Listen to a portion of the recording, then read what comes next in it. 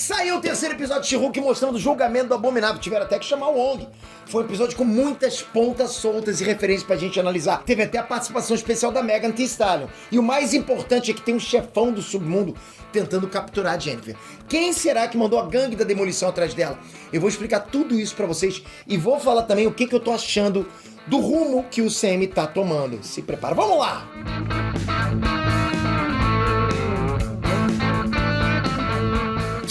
René Trunks, Peter aqui. Diz uma coisa, o que acontece se você pegar o teu celular aqui, né? Gravar um vídeo. E aí, galera, tudo bem? Trunks, eu sou fulano de tal, tô aqui começando meu canal agora. Que bom, o que você acha do meu canal? O que você acha que vai acontecer com esse teu primeiro vídeo no teu canal? Seja honesto. Vamos imaginar que você não é fora da curva que nem alguns caras que estão por aí. Tipo, você é só um cara normal, né? O que você acha que vai acontecer com o teu primeiro vídeo? Você vai arrebentar de visualização? Você vai arrebentar de inscrito? Não, vamos ser honestos, não vai acontecer isso. Aí você pensa, pô, Pedro, mas peraí, vou fazer o segundo agora. Passou uma semana, aprendi que era fazer o segundo. Agora sim, agora vai arrebentar? Vai acontecer isso? Não vai. Você vai continuar com praticamente 0 views, você vai ter que chamar as pessoas no WhatsApp, no Facebook, não vai acontecer nada.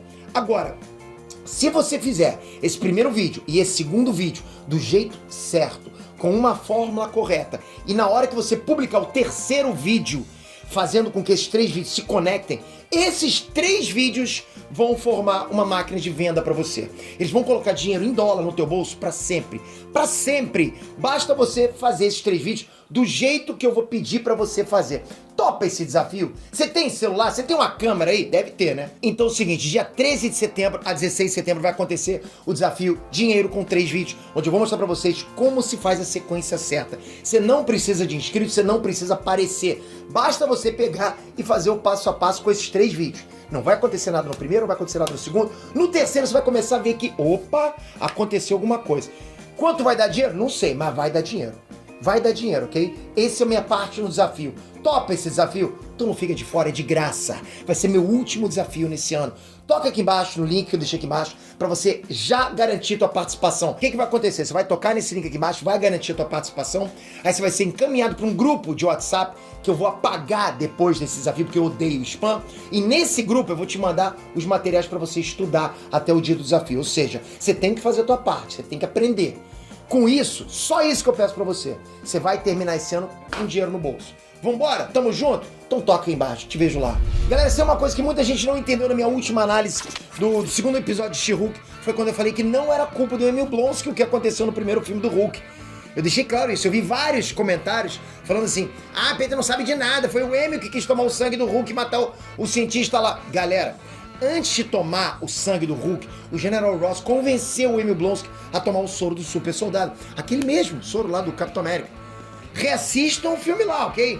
O Emil chega a lutar no mano a mano com o Hulk muito antes de virar o Abominável. E olha, não precisa nem ter visto muita coisa do sempre pra saber que o soro do super soldado não é pra qualquer um. Se você não tiver o nível de bondade do Capitão América, você vai virar um babaca no mínimo, né? Porque o soro amplifica tudo de ruim que tem dentro de você. E isso é explicado, inclusive, em vários filmes e séries. O Caveira Vermelha endoidou, principalmente por causa do soro. O John Walker também estava meio fora de si. Aqueles 5 lá que apareceram em Guerra Civil tiveram que ser congelados porque ficaram violentos, né? Estavam saindo do controle, ou seja, o soro faz isso com as pessoas. E a mesma coisa aconteceu com o Emil Blonsky. Foi por isso que, do meio pro final do filme, ele foi ficando meio lelé. Foi ficando agressivo. O filme mostra que ele claramente estava perdendo a sanidade por causa do soro do super soldado que o governo injetou nele, ok? E agora, na série da She-Hulk, rolou uma correção disso aí. Pô, por que esse cara que foi usado pelo governo, esse cara que ficou todo drogado e fora do controle, tá preso até hoje, né? Enquanto o Hulk, que realmente matou muita gente também, né, é um herói nacional. Tá errado isso aí. Dá pra ver que o Emil trabalhou pra ficar zen, pra encontrar paz. Nesse momento do episódio, a gente tá vendo isso. Tá passando isso pra gente. Você pode até desconfiar, não, tem alguma coisa por trás. Beleza, tem caroço nesse angu, pode até ter. Mas nesse ponto, não cabe a gente teorizar, né? Pela justiça, pelos olhos da justiça. Lógico, aqui no canal eu vou teorizar sempre. Mas pelos olhos da justiça, o cara realmente tá trabalhando pra encontrar paz. E ele não fez nada de errado. Pelo visto no sempre, você precisa ser namastê, né, pra controlar seu monstro gama. Nos quadrinhos isso aí não funciona, ok? Não tem essa de namastê não, mas é como o sempre tá abordando, né? A única questão que ainda tava pendente era o Abominável ter saído da prisão com o Wong pra brincar de lutinha. Eu não sabia como é que tinha sido isso. Agora, a gente sabe que tudo isso fazia parte do treinamento do Wong pra virar Mago Supremo. O que significa que em Shang-Chi, o Wong ainda não tinha virado Mago Supremo. O Wong nesse episódio serviu mais como desculpa pra isso, né? Também como alívio cômico, porque é um contraste muito grande as doideiras do Mago Supremo com as leis humanas. Tipo, tem nada a ver uma coisa com a outra. O Wong faz o que ele quer com a magia, né? Tanto que quando começa a contestar o Wong de ter tirado o Abominável de uma prisão de segurança máxima, que foi uma coisa errada, né? Falam que isso é um crime e tal. O Wong só abre o portalzinho, porra, aí, tá na minha hora de ir. Isso não deixa de ser alívio cômico, mas tá errado também, né? Nos quadrinhos de 2005 da She-Hulk, que é da onde essa série tira as principais inspirações, quem é chamado pra depor é o Doutor Estranho, né? E um fantasma que ele invoca lá. Aí fica aquelas situações bizarras do mundo fantasioso da Marvel com o mundo jurídico humano. Metade da comédia da série é focada nesse absurdo. Isso aconteceu nesse episódio com o Wong e com a Elfa lá, por exemplo, né? Esse caso da Elfa é meio que o casinho da semana, concorda? Cada semana tem um casinho. E eu tenho a impressão que os outros episódios vão ser nessa pegada também, mesma pegada. Cada episódio, um caso. Mais ou menos como funciona Suits, por exemplo. Cada episódio um caso jurídico, né? Ou como funciona séries tipo CSI, Grey's Anatomy. Cada episódio vai acompanhar um caso na empresa. Aliás, Suits, putz, que série maneira. Mas vamos lá. Eu só acho que tem um grande problema nessa série, ok? Os episódios são muito, muito curtos. E a série é bem focada na comédia. Então é difícil se conectar com os personagens. Eu digo, problema nesse ponto, ok? E todos os personagens são muito unidimensionais também. Tipo, nenhum personagem tem profundidade nenhuma. Eles só são aquilo ali que já tá estampado e acabou. Você não vê nada atrás dele. Lógico, não tem tempo também.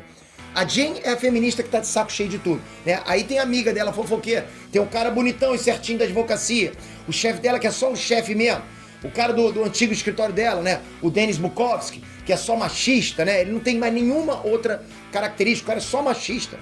Só machista já descreve o personagem inteiro. Mas como o foco da série é a comédia, a sátira, e eu sei disso, tô ligado que o foco da série é comédia e sátira, como o foco é a crítica social, eu não acho que as coisas vão mudar muito, não.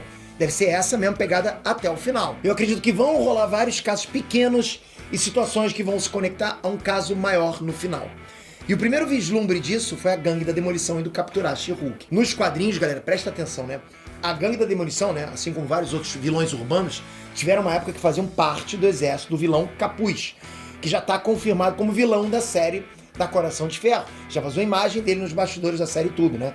Então, pode ser que o chefe que mandou a Gangue da Demolição atrás da Jennifer Walters seja o Capuz. Mas pode ser o Wilson Fisk também, vai saber, né? Eu só acho difícil o Wilson Fisk trabalhando com aqueles trapalhões da Gangue da Demolição. Na boa, é realmente... Não faz sentido. O Wilson Fisk é um cara mais objetivo. Ele realmente escolhe as melhores opções. Ele não ia trabalhar com paspalhões assim, não. Se bem que depois, né, de ver o Wilson Fisk na série do Gavião Arqueiro trabalhando com aqueles trapalhões da Gangue do Agasalho, nada mais é impossível. Eu só sei o seguinte, nos quadrinhos isso é inadmissível, ok? Provavelmente o próprio Wilson Fisk passaria o cerol neles, mataria todo mundo. A gente tem que só aceitar que o Fisk e o Demolidor estão bem diferentes, como a gente conheceu e adorou eles na série mais sombria da Netflix. A gente tem que aceitar que vai ser assim. Eu vou falar pra vocês, eu já não botaria tanta expectativa pro Demolidor do Sam, não. Eu não tô dizendo que vai ser ruim, presta atenção, porque eu piso em ovos quando eu falo isso, né? Eu só tô dizendo que eu não botaria tanta expectativa. Acho melhor ir um pouco pra trás, pra se vier no lucro, pô, é bom pra caramba. Enfim, independente do chefão ser o Fisk ou o Capuz, né? A gangue da Demolição foi bizarra.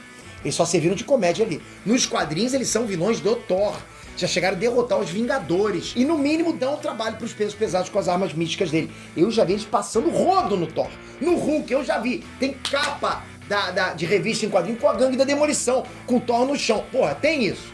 Aqui na série da She-Hulk, eles são só um grupo de pé rapado que pegou ferramentas de construção de Asgard. E galera, essas ferramentas são uma bosta ainda. Deram 0 dano na She-Hulk. Quando começou a luta, eu falei, caraca, eles, no mínimo, ela tá achando que não vai ser difícil pra ela, mas vai ser. Vai levar uma porrada, mas não foi, tipo, nenhuma deu dano pra ela. O que eu quero dizer é que o Sam tá fazendo as coisas bem diferentes do que a gente espera. E bem diferente dos quadrinhos, bem diferente. Acho até que de repente pode ser positivo, porque a gente não consegue imaginar, não consegue decifrar tanto assim, né? Fica tão óbvio. Se vocês querem a minha opinião, se liga, eu acho que tá tudo bem genérico nessa nova fase do Sam. Genérico, essa é a palavra. E depois de Gavião Arqueiro, Miss Marvel, She-Hulk, eu tenho sentido isso cada vez mais. Assim, She-Hulk não é necessariamente uma série ruim. Ao contrário, de verdade, galera, de verdade. Eu gostei desse terceiro episódio. Eu achei gostosinho de assistir, ok? Miss Marvel e Gavião Arqueiro, sim, são séries muito ruins, muito mal feitas, não tem como elogiar aquilo.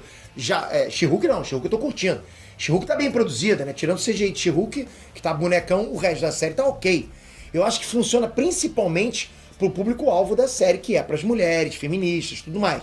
Esse é o público-alvo, né? Se sobrou pra gente, tá ótimo, a gente tá curtindo. É um tópico que todos os episódios batem na tecla, todos. Todos os episódios militam bastante, tiram sarro do machismo. Esse episódio mesmo deu uma boa zoada nos homens da internet, né? Nos boomers, reclamando que todos os heróis estão virando mulheres, que é uma coisa que realmente está acontecendo no SEMI. Todos os heróis estão passando manto pras mulheres. Isso está acontecendo. E eu sei que o que eu tô falando agora, eu piso em ovos, né? Porque tem galera que não entende. O que o Pedro tá falando? Calma, rapaz. Calma, vê o contexto inteiro, não tira conclusão precipitada, ok? É um fato que tá acontecendo, os heróis homens estão passando o manto pras mulheres. Não estou falando que é ruim, né? Até os que não estavam nos planos fazendo isso acabaram fazendo, como foi o caso do Chadwick Boseman, que infelizmente faleceu, e por isso quem deve assumir o posto de Pantera Negra da Marvel é a Shuri. Então isso está acontecendo de um jeito ou de outro. Enfim, isso mostra que a Marvel está bem ciente que existe uma recepção negativa a essa grande mudança que está acontecendo no CM. Porque todo mundo percebe o que está rolando. Todo mundo percebe o que está rolando. E quando eu falo recepção negativa, é porque a gente vê críticas na internet. Tem elogios também, mas tem críticas também. Então a gente vê que, né, não, ou seja, o que acontece hoje não acontecia antes. E olha, eu vou ser bem sincero com vocês, apesar de todos os heróis estarem sendo trocados por versões femininas, eu não acho que esse seja o problema. De verdade, não acho. Eu acho que o problema é usar isso como escudo. Porque é inegável que a qualidade das produções da Marvel decaiu, e decaiu muito em todos os sentidos. Tá tudo mais genérico do que nunca, é qualquer coisinha, sabe? Qualquer produçãozinha, manda ver, bota, tem, já fez, bota pra gente assistir. Tá tudo mais, como é que eu vou dizer? Os roteiros de várias produções estão péssimos. A galhofa tá cada vez mais desmedida, aquele comédia pastelão, aquela coisa que pra fazer a gente rir forçado, tá cada vez mais desmedida. Sem falar no CGI, que já virou motivo de piada no mundo inteiro. Vocês sabem disso, geral comparando She-Hulk com a Fiona. Não sou eu. Bom, sou também posto no Twitter, mas é pra fazer uma piadinha, né?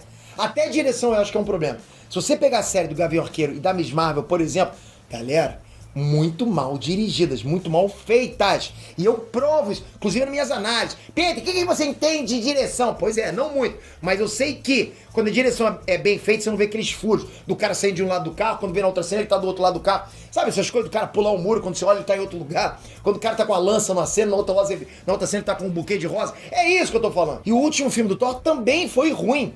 Então, assim, tem um discurso que está sendo muito recorrente na fala de alguns atores e diretores do CM, que é, se você não gostou, você é preconceituoso. Eu acho esse um discurso muito perigoso, porque se você pega o filme da Viúva Negra, por exemplo, que é um filme terrível, tem algumas das cenas mais constrangedoras de todo o CM, né? A Viúva Negra lá levando tapa de cafetão, a Viúva Negra sendo submissa a um cafetão, né? O cafetão mostrando nada com nada naquela tela, a Helena Belova destruindo a nave com CGI dos anos 90, pô. Sem falar que é um filme machista, bota todas as mulheres numa posição de vítima, vários focos de câmera na bunda da Viúva Negra. É um filme machista. Só que, engraçado que quando a gente fala isso, o machista é a gente que tá falando mal de um filme que tem uma mulher protagonista. Isso é errado, galera. Isso não é correto. Eu, por exemplo, não posso falar mal do filme da Viúva Negra. Não posso criticar inúmeras coisas ruins que tem no filme. Senão eu tô sendo machista. Mesmo que eu critique o machismo no filme, por exemplo. Eu critico o machista e eu sou machista. Loucura isso. E as pessoas não querem nem saber o teu argumento. Só querem saber se você falou mal de uma coisa protagonizada por uma mulher. Pra mim, esse é um caminho perigoso. Porque a Marvel não tá parando de fazer produções genéricas e usando de escudo que se você não gostou, você é preconceituoso. Se vocês assistirem as entrevistas, vocês vão ver que isso realmente está acontecendo. Pô, olha, quanto a She-Hulk, né? Eu falei em todas as análises aqui no canal. Eu não acho que a série seja ruim. E vocês sabem, quando é ruim eu falo mesmo. Não tem essa, ok? Não tem nenhum conchavo com ninguém. Mesmo que tivesse, eu não sou pago pra dar opinião, né? Eu sou pago pra dar opinião, mas não pra, eles não compram minha opinião, é isso que eu quero dizer. Quando uma coisa é ruim, vocês sabem que eu falo. O problema é só que pra mim não tá funcionando muito. Eu acho sim que é um show de comédia genérico. É uma comédia direcionada a mulheres pós-modernas. É uma série com esse público-alvo bem específico. Então eu sei que não é pra todo mundo mesmo. Mas como eu falei, nesse início, ainda tá sendo uma série bem genérica. Todo episódio depende de umas participações especiais pra dar um buff no episódio. Nesse, inclusive, teve a Megan Thee Stallion, né, no final. Quem iria imaginar ela e a She-Hulk fazendo twerk na Marvel, né? Aquela dancinha lá. O que eu quero dizer é que esse não é o tipo de conteúdo que eu procuro quando eu tô afim de ver alguma coisa sobre super-heróis. Você entende? Mas mesmo assim, tá legal. Eu tô falando, tá legal. Realmente, pra mim, tá legal. Muita gente pode falar, Pedro, você reclamou muito, mas como é que você fala que tá legal? Porque tá. Eu acho que tá legal. Só tô dizendo pra vocês que tem esse lado que eu acho perigoso da Marvel de usar essas séries, esse novo conceito como escudo. Mas essa série tá legal, sim, mas não é o que eu procuro. Eu realmente queria que continuasse naquela vibe de fazer 1, 2, 3 com os heróis casca grossa, sabe? Com Thor casca grossa, não o Thor galhofa que a gente vê agora. É essa vibe, super-herói casca grossa. Uma coisa mais conectada ao mundo real. Eu não consigo imaginar um super-herói chegando no mundo real fazendo tanta palhaçada. É por isso que eu vejo que The Boys faz tanto sucesso, que se conecta com a realidade pra caramba, né?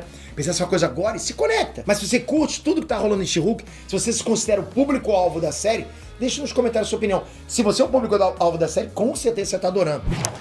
E lembra, deixei aqui na descrição um link pra você entrar no Desafio Dinheiro com 3 vídeos. Você tem que estar lá, o último desafio do ano. A sua parte, publicar 3 vídeos com o teu celular, sem aparecer, com 0 inscritos. A minha parte é fazer com que esses 3 vídeos gerem dinheiro no teu bolso. Tamo junto? Clica aqui agora, é de graça.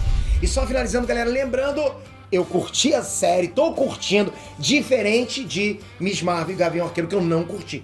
Mas essa eu tô curtindo, mesmo a não sendo público-alvo. Assistir as outras séries, eu adiantava. De verdade. Várias séries eu fiquei adiantando. Essa eu não adiantei. Essa eu fiquei assistindo. Achei curioso ver lá o caso do Emil Blonsky e tal. Mas, de novo, não é o que eu gostaria. Né? Eu gostaria de uma coisa mais casca grossa. O que você acha? Comenta aqui. Toca aqui agora. Se inscreve no canal. Rapaz, vídeo pra caraca, né? Se inscreve no canal, ativa o sininho e eu vou esperar. Vou ler os comentários de vocês, hein? Tamo junto pra caramba, galera. Bom demais saber que você tá aí. Valeu, galera. Fui!